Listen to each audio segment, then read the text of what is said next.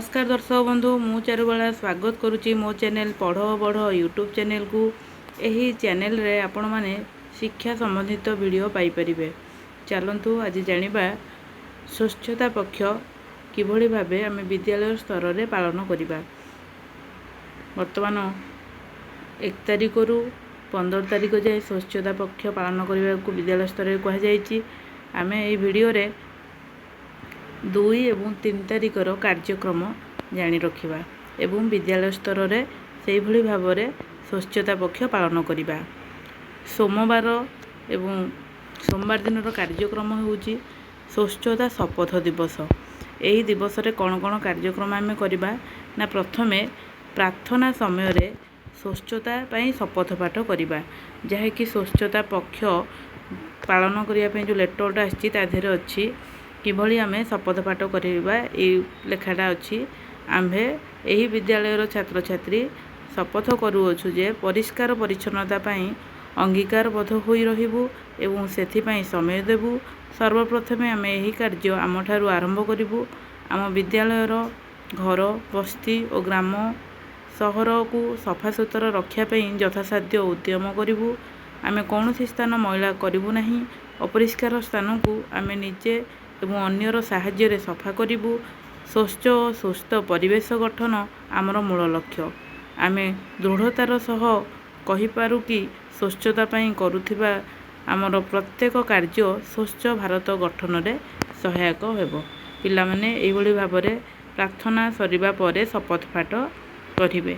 द्वितीय कार्य होउची सामाजिक गणमाध्यम रे स्वच्छता संपर्क में सचेतनता वार्ता प्रदान।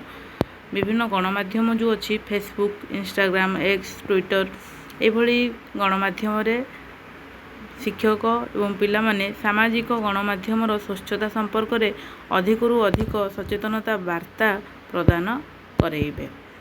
तृतीय रे जनसाधारण को स्वच्छता पक्ष संपर्क में सचेतनता।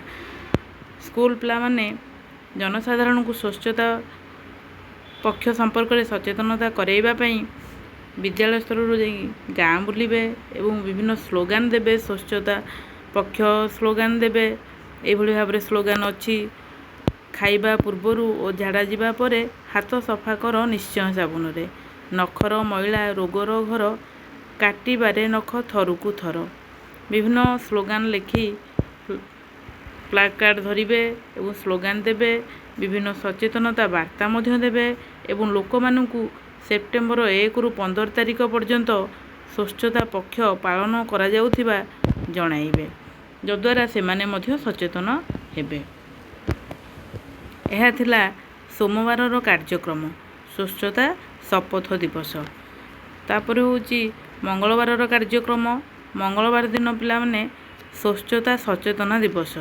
ये स्वच्छता सचेतनता दिवस रे की कार्य करिबा विद्यालय स्तर रे ना प्रथमे विद्यालय परिचालना कमिटी किंबा शिक्षक अभिभावकर बैठक गोटे डाकिबा। आगुआ तो अभिभावक बैठक रे कहा जाइछि एवं सेमानंकु डाकिकी बा सेमानंको साहाय्य रे आमे कार्य करिबा। विद्यालय परिसर और शौचालयर सफाई और विशुद्धीकरण। विद्यालय जो कैंपस भीतर परिष्कार परिच्छन्न करिबा एवं शौचालयर सफाई करिबा और सैनिटाइजेशन बा विशुद्धीकरण कराइबा। विद्यालय रे सफाई सामग्री तदारख करिबा।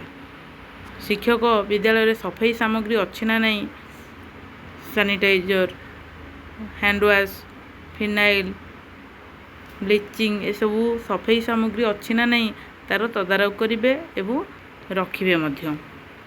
विद्यालय स्तर रे वाश कार्यक्रम को कार्यकारी करेबा। वाश माने वाटर, सैनिटेशन, हाइजीन यही कार्यक्रम को विद्यालय स्तर रे कार्यकारी करेबा। विद्यालय रे पाइप जल जोगाणर तदारख करिबा। जो विद्यालय रे पाइप जल दिया जाइछि से पाइप जल ठीक आसुछि ना नहीं, जल पाइप कोठी फाटिछि ना कोन ए सबरो तदारख करेबे। एवं विद्यालय रे वर्षा जल संरक्षण निमंते कार्यक्रम करिबे। जेहेतु एबे वर्षा दिन चलीछि तेणु जल को संरक्षण करिया पई विद्यालय स्तर रे कार्यक्रम ग्रहण करा जिवो। एवं ମଧ୍ୟାହ୍ନ ଭୋଜନ, ରୋଷେଇ ଗୃହ, ଶ୍ରେଣୀଗୃହ, ପଙ୍ଖା, କବାଟ, ଝରକା, ଶୌଚାଳୟ, ଘାସ ବୁଦା ଇତ୍ୟାଦିର ସଫେଇ ଏବଂ ଏଥି ନିମନ୍ତେ SMC ଅଭିଭାବକମାନଙ୍କର ସାହାଯ୍ୟ ନିଆଯିବ। ବିଦ୍ୟାଳୟ ଗୃହ, ଶ୍ରେଣୀଗୃହ, ରୋଷେଇ ଗୃହ, ମଧ୍ୟାହ୍ନ ଭୋଜନ ଏବଂ ଶୌଚାଳୟ, ପଙ୍ଖା, କବାଟ, ଝରକା ଗୁଡ଼ିକ ସଫା କରିବା ପାଇଁ ଶିକ୍ଷକ ପିଲାମାନଙ୍କ ସାହାଯ୍ୟରେ ଏବଂ ଅଭିଭାବକ SMCଙ୍କ ସାହାଯ୍ୟରେ ସଫା କରିପାରିବେ। ଓ ବିଦ୍ୟାଳୟରେ ବିଭିନ୍ନ ଫାଇଲ ଅଛି, ସେ ପୁରୁଣା ଫାଇଲ ଏବଂ ରେକର୍ଡ଼କୁ ସଫା କରି ଯେଉଁଗୁଡ଼ିକ ଦରକାର ନାହିଁ ଆଉ ସେଗୁଡ଼ିକୁ ବାହାର କରି ଦିଆଯିବ। ଏବଂ ବିଦ୍ୟାଳୟ ସ୍ତରରେ ଅଦରକାରୀ ଓ ଭଙ୍ଗା ଆସବାବପତ୍ର ଯେଉଁ ବିଦ୍ୟାଳୟରେ ଅଛି ସେହି ଆସବାବପତ୍ର ଏବଂ ଅଦରକାରୀ ଆସବାବପତ୍ରକୁ ବିଦ୍ୟାଳୟରୁ ବାହାର କରାଯିବ। ଏହା ଥିଲା ମଙ୍ଗଳବାରର କାର୍ଯ୍ୟକ୍ରମ। ତେଣୁ ଆମେ ଏହିସବୁ କାର୍ଯ୍ୟ ବିଦ୍ୟାଳୟ ସ୍ତରରେ କରିବା। ସୋମବାର ଦିନ କାର୍ଯ୍ୟ କରିବା ଏବଂ ମଙ୍ଗଳବାର ଦିନ ମଙ୍ଗଳବାରର କାର୍ଯ୍ୟ କରିବା। ଏହିଭଳି ଭାବେ ଆମେ ସ୍ୱଚ୍ଛତା ପକ୍ଷ ପାଳନ କରିବା। ଏହିପରି ତ 15 ଦିନ ଅଛି ସ୍ୱଚ୍ଛତା ପକ୍ଷ ପାଳନ କରିବାକୁ। ଆମେମାନେ ବିଦ୍ୟାଳୟ ସ୍ତରରେ ସ୍ୱଚ୍ଛତା ପକ୍ଷ ପାଳନ କରିବା। ତେଣୁ ଭିଡ଼ିଓଟିକୁ ଶେଷ ଯାଏଁ ଦେଖିଥିବାରୁ ଧନ୍ୟବାଦ।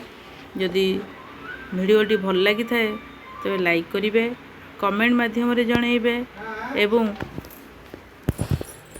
ଚ୍ୟାନେଲରେ ନୂଆ ଥିଲେ ଚ୍ୟାନେଲକୁ ସବସ୍କ୍ରାଇବ୍ କରିବେ। ଧନ୍ୟବାଦ।